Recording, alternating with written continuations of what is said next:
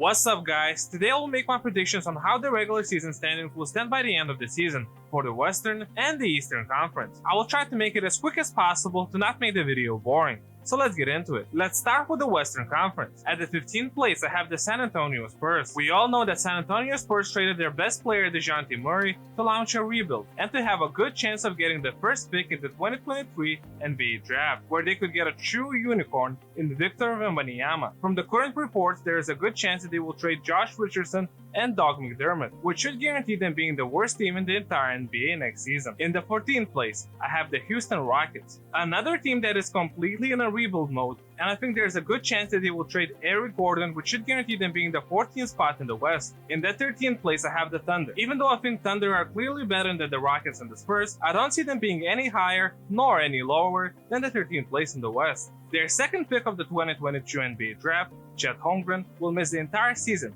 and there weren't any more significant changes on the roster from the last season, where they finished 14th. But considering the Spurs that finished 10th last season are in a rebuild mode, it should push Thunder to the 13th spot. In the 12th place, I have the Utah Jazz. Even though Utah traded Mitchell and Gobert, their roster still looks pretty solid, as they got Markkanen, Sexton, Ochai Agbaji that looked solid in Kansas, they got Simeone Fontecchio from Baskonia, where he looked extremely good and should fit extremely well in the NBA basketball. They still got Conley and Clarkson, so I don't see them being any lower than the 12th place in the West. In the 11th spot, I got Portland Trail Blazers. From this point forward, it was tough, as I was deciding between star power and a better overall team in the Kings. And because no one on the Portland roster besides Lillard, Simmons, and Grant looked that solid, I decided to put Portland at the 11th place. Yes, they got Nurkic, but it's always a big question mark if he will be healthy, and he looked quite bad in the recent Eurobasket, so I'm not sure how he will look in the NBA this season. In the 10th place, I have the Sacramento Kings. Yes, I believe the Kings will play in the play-in tournament. Last season, their huge downfall was inability to score from outside, and this season they added guys like Fong and Herter, and drafted Murray, who I love already. And I think this roster looks extremely solid, and they might be even a higher seed than that. But the Western Conference from this point forward is so stacked that I think that the 10th place is fair. At the 9th place, I have the LA Lakers. Lakers for me this season is such a wild card team. I have no idea what to expect from them. Will they trade Westbrook? Will AD and LeBron be healthy? There's a huge question mark for this team.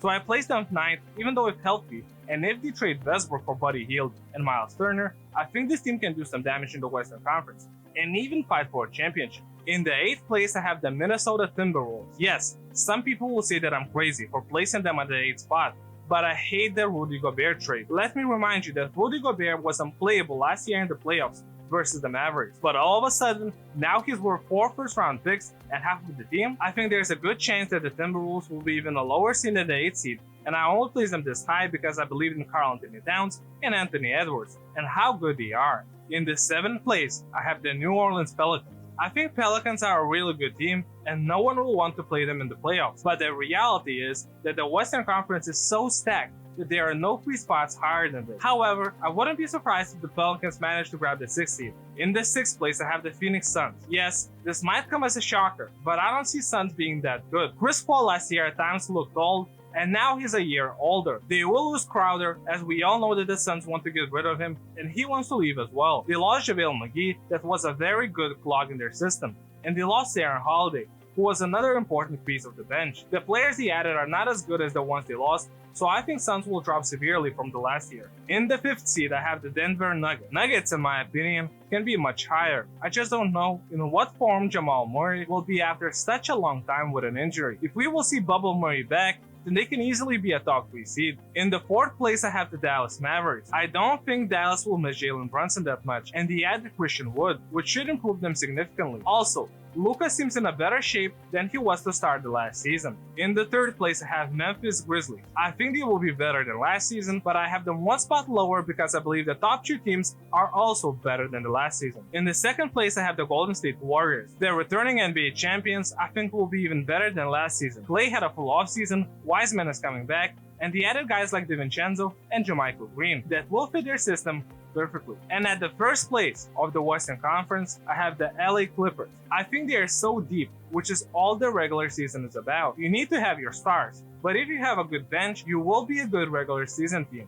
Now don't get me wrong, these are just regular season predictions, and I don't think Clippers will win an NBA championship nor make it to the NBA Finals, but I do think they will be the number 1 seed coming from the West. Now, let's get to our Eastern Conference. At the 15th place, I have the Indiana Pacers. Now, I don't think that Indiana is the worst team in the East as currently constructed, but I do think they will trade Buddy Hield and Miles Turner at some point during this season, and will launch a true rebuild. If not, I have no idea what they're doing with their roster, because they wouldn't be a playoff team, nor a bad enough team for a high pick. At the 14th place, I have the Detroit Pistons. I like what Detroit did this offseason, and I think Jaden Ivey will be a fantastic offensive player in the future, but I don't think they are ready to be in a higher position than this season unless Cade Cunningham takes a big step forward. In the 13th place, I have the Charlotte Hornets, for the simple reason that last season Miles Bridges was a huge part of the team, and this year he might be playing for the prison cell squad, so without him, Hornets would be much worse. In the 12th place, I have the Orlando Magic. I think Orlando have a decent squad of young players,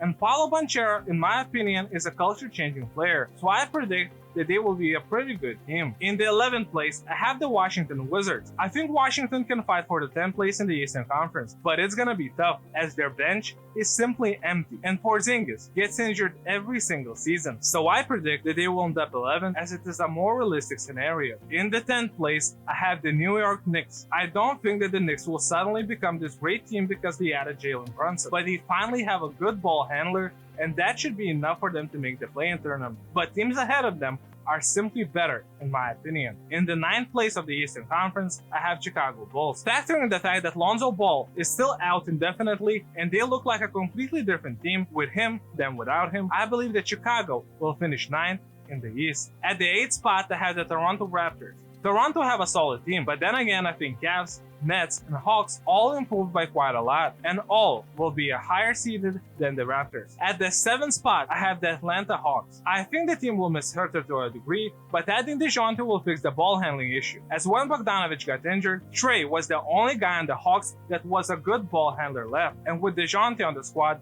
you won't have to worry about that. At the 6th spot, I have the Brooklyn Nets. Their squad looks extremely talented in my opinion, but then again, you don't know how much drama they will have throughout the season. We're still unsure if Steve Nash is any good at coaching, and it seems like he's not. And because of those factors, I think they will struggle in the regular season. Now, that doesn't mean that they won't be a threat in the postseason, but with all these personalities, the regular season is simply too long for them to not have some type of distraction that will affect them throughout the regular season. In the 5th place, I have the Cleveland Cavaliers. I think no one wants to play this team in the playoffs with all the size they have, and their issue last season was a lack of ball handler when Rubio and Sexton went out, as only Darius Garland was a true ball handler. Now they have Donovan Mitchell, another star, an extremely good player to help him out, and Rubio is back to rotation as well, even though he will miss the start of the season. I think Cavs will have a good chance to be even a higher seed in the 5th, but I would want them personally to trade for McDermott if the price is not too high, as he would help them with shooting at the small forward position,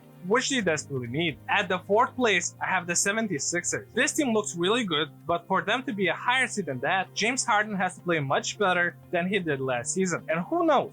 Maybe he will, but I have to base his current level on what I've seen in the previous season, as he's not getting any younger. At the 3rd spot, I have the Boston Celtics. The thing with Boston is their roster looks better this season than it did last season, but we don't know how influential Ime Udoka was in their team's success, and how the drama around him will affect the team. If Joe Mazzulla can really coach, and they won't care about the drama, I think they will be even a higher seed than that. The 2nd seed, in my opinion, will be the Miami Heat. I think losing PG Tucker will hurt the team, and in my opinion, they should trade for Crowder if yet again the price is not too high. However, if Kyle Lowry finishes eating Big Macs during the offseason, Miami Heat can still be a better team than last season, despite the roster currently being worse. And the number 1 seed from the East, in my opinion, will be the Milwaukee Bucks. I believe last year they would have been the NBA champions if Chris Middleton didn't get injured. And in the offseason, they added Joe Ingles, who I think is an underrated player and will fit into their system extremely well. These are my predictions for the Western